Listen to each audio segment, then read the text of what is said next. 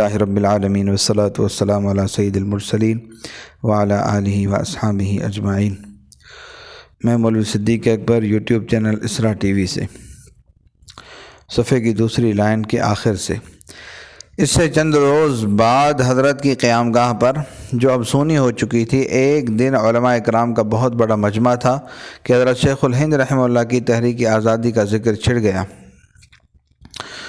ہر شخص دکھ اور دل سوزی سے اس کا ذکر اپنے اپنے انداز میں کر رہا تھا کہ حضرت مولانا اشرف علی رحمہ اللہ صاحب تھانوی نے فرمایا، ہم نہ کہتے تھے کہ انگریزوں کے خلاف تحریک کامیاب نہ ہو سکے گی۔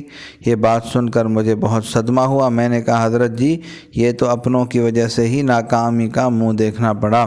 اس سلسلے میں عبدالحق اور ملتان کے خان بہادر رب نواز خان کا نام لیا جا سکتا ہے۔ اب آپ اس پیش گوئی پر فخر فرما رہے ہیں۔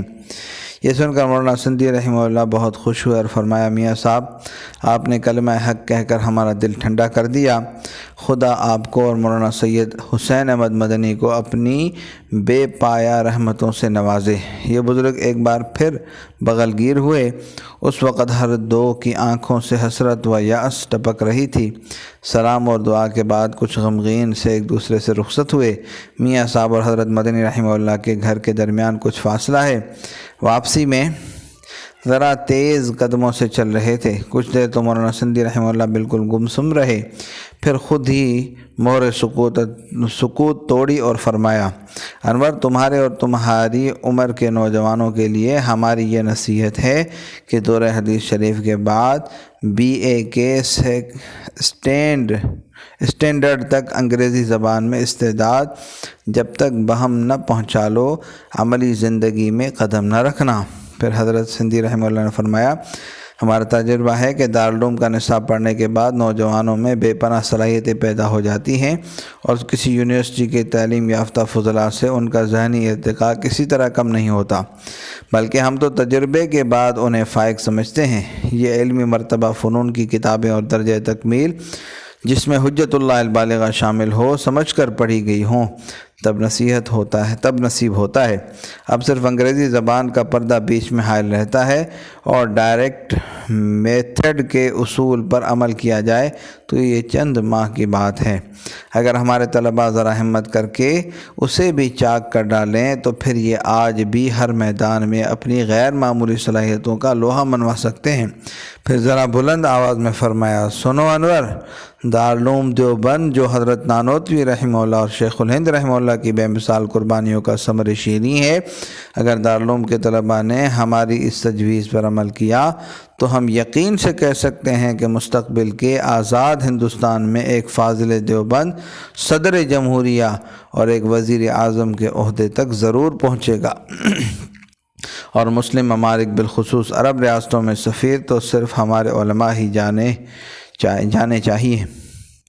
اس کے بعد مولانا سندھی رحمہ اللہ ہنس کر فرمانے لگے، خیال ایک بیج ہی تو ہوتا ہے، خواہ بیج کسی درخت کا ہو، کسی شہر، کسی جامعہ یا کسی تحریک کا کیوں نہ ہو، پہلے دماغ میں جنم لیتا ہے، پھر زمین میں جڑیں پکڑتا ہے اور آسمانی رفعتوں کو چھونے لگتا ہے۔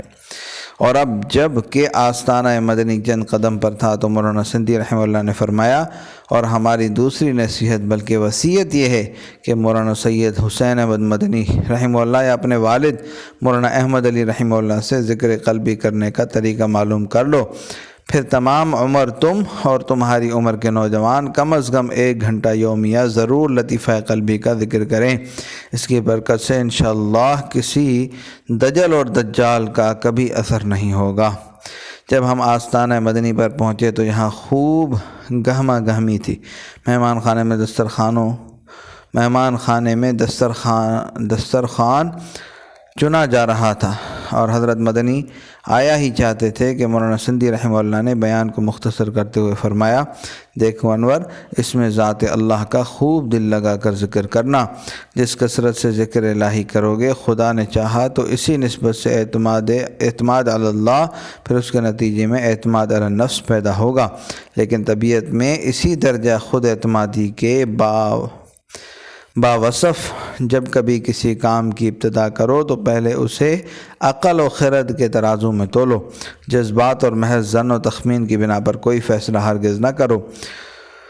جب خوب سوچ سمجھ اور چھان پھٹک کر کوئی فیصلہ کر لو تو پھر اس وقت تک اس پر قائم رہو جب تک حقائق اس کی غلطی ثابت نہ کر دیں۔ اذا عزمت فتوکل علی اللہ۔ اس کے بعد تناول ما حضر نماز اور عرب فن جانوں میں سبز جائے کا دور چلا۔ فارغ ہوتے ہی استراحت کے لیے مولانا سندھی رحمہ اللہ باب ظاہر میرے کمرے میں تشریف لے آئے، ساتھ ہی طلبہ اور کچھ اساتذہ اکرام بھی چلے آئے۔ مولانا سندھی رحمہ اللہ نے اپنے ذوق کے مطابق حجت اللہ البالغہ کا درس دیا اور پھر محبت اور شفقت کے نرالے انداز سے سب کو مصافحہ کر کے رخصت کیا۔ ابھی میرے چند دوست باقی تھے کہ مولانا سندھی رحمہ اللہ نے فرمایا، انور تم سے جو بات چل رہی تھی اس کے چند اختتامی جملے اور سن لو، خدا معلوم آئندہ کب موقع ملے۔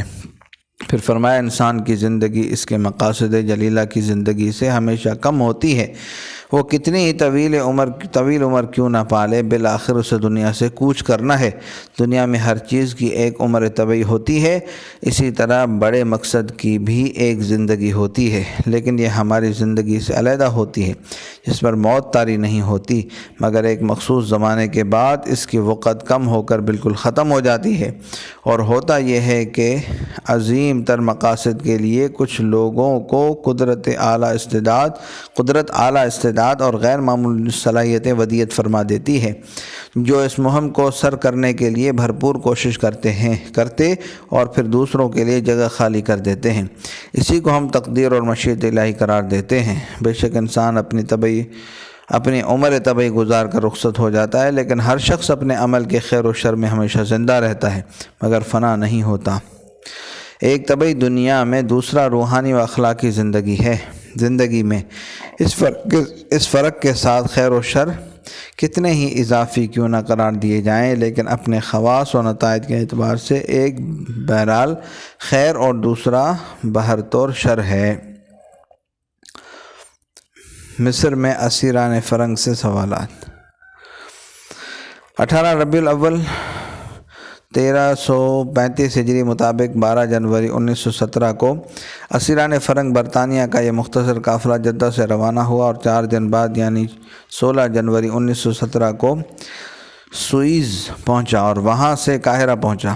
وہاں آپ کو ایک فوجی جیل خانے میں بند کر دیا گیا اور بر صغیر سے جو رپورٹ یہاں پہنچی تھی اس کے مطابق ان حضرات سے سوالات کیے گئے۔ یہ حضرت شیخ الہند رحمہ اللہ کی کرامت تھی کہ ان سب حضرات کے جواب ایک ہی رہے، باوجود کہ چاروں حضرات علیحدہ بند کیے گئے تھے۔ حضرت شیخ الہند رحمہ اللہ سے جو سوالات ہوئے اور آپ نے جوابات دیے ان کو ذیل میں درج کیا جا رہا ہے۔ سوال: آپ کو شریف مکہ نے کیوں گرفتار کیا؟ جواب: اس کے محضر نامے پر دستخط نہ کرنے کی وجہ سے۔ آپ نے اس پر دستخط کیوں نہ کیے؟ مخالف شریعت تھا۔ آپ کے سامنے مولوی عبدالحق حقانی کا فتویٰ پیش کیا گیا تھا؟ ہاں۔ پھر آپ نے کیا کیا؟ رد کر دیا۔ کیوں؟ مخالف شریعت تھا۔ آپ مولوی عبید اللہ کو جانتے ہیں؟ ہاں۔ کہاں سے؟ انہوں نے دیوبند میں عرصہ دراز تک مجھ سے پڑھا ہے۔ وہ اب کہاں ہیں؟ جواب: میں کچھ نہیں کہہ سکتا، میں عرصہ 1.5 سال سے زیادہ ہوا ہے کہ حجاز وغیرہ میں ہوں۔ ریشمی خط کی کیا حقیقت ہے؟ مجھ کو کچھ علم نہیں اور نہ میں نے دیکھا۔ سوال: وہ مولانا سندھی لکھتا ہے کہ آپ کی سیاسی سازش میں خلاف برطانیہ شریک ہیں اور آپ فوجی کماندار ہیں۔ جواب: وہ اگر لکھتا ہے تو اپنے لکھنے کا خود ذمہ دار ہے، بھلا میں اور فوجی کماندار؟ میری جسمی حالت ملاحظہ فرمائیے اور پھر عمر کا اندازہ کیجیے۔ میں نے تمام عمر مدرسے کی مدرسی میں گزاری ہے، مجھ کو فنون حربیہ اور فوج کی کمان سے کیا مناسبت؟ یہ جواب دراصل حضرت کی خود اعتمادی ولایت کا مظہر ہے، جس میں تدریسی مہارت بھی کار فرما ہے۔ مؤلف: سوال: اس نے دیوبند میں جمعیت الانصار کیوں قائم کی؟ محض مدرسے کے مفاد کے لیے۔ پھر کیوں علیحدہ کیا گیا؟ آپس کے اختلاف کی وجہ سے۔ کیا اس کا مقصد جمعیت سے کوئی سیاسی امر نہ تھا؟ نہیں، حضرت کا یہ مختصر لفظ نہیں اس امر کی طرف متوجہ کرتا ہے کہ انگریز جس کو سیاست کہتے ہیں وہ نہیں مقصد تھا، بلکہ مقصد جماعت بندی اور جہد کے لیے صف بندی تھا، جو کہ عین دین ہے۔ مؤلف سوال: غالب نامے کی کیا حقیقت ہے؟ غالب نامہ کیسا؟ غالب پاشا گورنر حجاز کا خط جس کو محمد میاں لے کر حجاز گیا اور آپ نے غالب پاشا سے اس کو حاصل کیا۔ جواب: مولوی محمد میاں کو میں جانتا ہوں، وہ میرا رفیق سفر تھا، مدینہ منورہ سے مجھ سے جدا ہوا ہے۔ وہاں سے لوٹنے کے بعد اس کو جدہ اور مکہ میں تقریباً 1 ماہ ٹھہرنا پڑا۔ غالب پاشا کا خط کہاں ہے جس کو آپ میری طرف منسوب کرتے ہیں؟ سوال: محمد میاں کے پاس۔ جواب: محمد میاں کہاں ہے؟ تو وہ بھاگ کر حدود افغانستان میں چلا گیا۔ پھر آپ کو خط کا پتہ کیوں کر چلا؟ لوگوں نے دیکھا۔ جواب: آپ ہی فرمائیے کہ غالب پاشا گورنر حجاز اور میں ایک معمولی آدمی، میرا وہاں تک کہاں گزر ہو سکتا ہے؟ پھر میں ناواقف شخص، نہ زبان ترکی جانوں، نہ پہلے سے ترکی حکام سے کوئی ربط و ضبط۔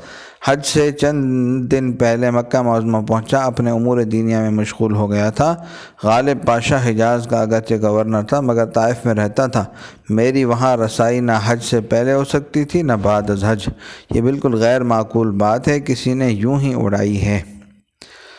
وصلی اللہ تعالیٰ علی حبیبی سیدنا محمد وعلی آلہ و اصحابہ اجمعین برحمتک یا ارحم الراحمین۔